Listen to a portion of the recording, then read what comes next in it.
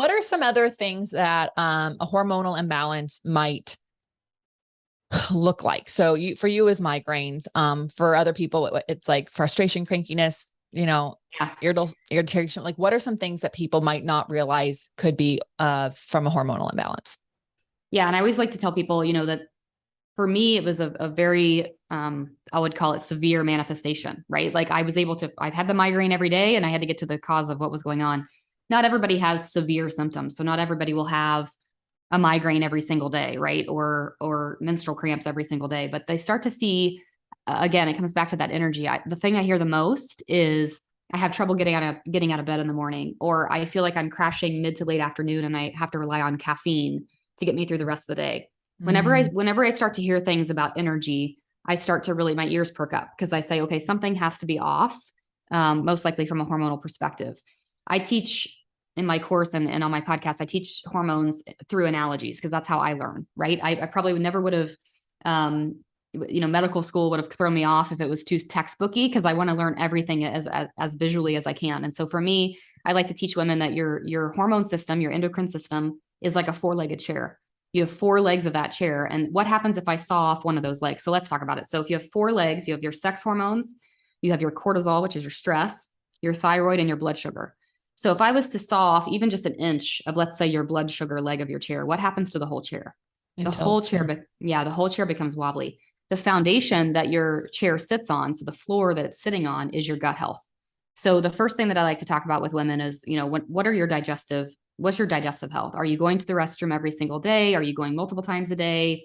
Are you uncomfortable? Is there bloating? Is there gas? Is there cramping? Like, what does that look like? Because we want to address any sort of gut imbalances or the gut microbiome first. But after that, then we really take a look at, okay, let's see if we can figure out which leg of the chair is the weakest, which one is causing the issue. I will tell you that you asked what symptoms do I see most. I would say the majority of women are suffering from, as a root cause, either blood sugar instability or what we would call adrenal issues, which is a cortisol response issue, stress, right? Mm-hmm. Stress, sleep, that sort of thing. Those are the two most common issues. But like I said, they can sort of pull on the other ones. So, for example, in my case, right, my sex hormone leg of the chair was the weakest. My progesterone was not producing itself in my own body without supplementation, without help. So, but because of that, it pulls from my cortisol in order to operate. And so what happens is then I don't sleep. Then I start having night wakings and I start having a sort of a more severe stress response to things, right? Like the whole chair shifts. And so you can get to the root cause of that pretty easily through testing that is unfortunately not done in the average doctor's office. Yeah. And that's something that's not talked about either. And I hope that in the next 10 years, this type of testing is common. I hope every woman is getting it from the time they're in their 20s until they are entering perimenopause and menopause. I agree. I think first, I think more and more people are asking for it. Like they're getting more acutely aware that like when they say we ran a panel, it wasn't a full panel. Right. And they're also it's more and more people are understanding that like, we actually don't know what the range should be for you. Yep. They did a test on like, I don't even think it was a ton of people. It was like, I don't know, maybe 100,000 people. It's not a lot. And then they took off, it's like the Olympics. They take off the bottom 2.5% and the top 2.5%. And they go, this is the range that Mm-hmm. should be. But we don't know how many men were in that test, how many women were like what that is, where you need to be based on like the lifestyle that you have and like what you're doing. And so like when I was told everything was in range, this other person who actually did like 200 tests in my body, yeah, you're in range by 1 point on your B12. he's like, he's like, I have seen people like go suicidal on this. Like that's not, you don't want to be that low. Like you actually want Mm-hmm. to be up here. Like he's like, yeah, sure. You're in range on vitamin D by 1 point. Like he's like, I should have you in the hospital. You're so low on these things. Like this is not okay. And so, yes, it's really important that we know, but I think also more and more people are becoming aware through the works of you and other people out there that like, there are more tests to be done. And I think if the more people are being told you can be an advocate for yourself, you actually can say, I need to have these tests done. It would make me feel really comfortable if I have them done. And you can actually go to a different doctor. You can. Like Yeah. now I know insurance in the US is freaking nightmare.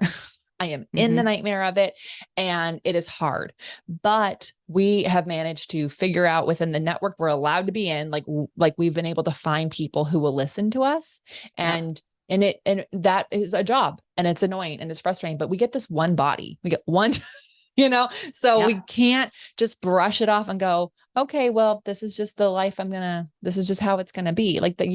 You all are here with such an amazing impact you can leave on the world. And if we don't have your energy at the normal levels, if we don't have you sleeping the right way, then you can't be the person you want to be ever. It's not going to be possible. No matter how many books you read, how many podcasts you listen to, it's just not going to work.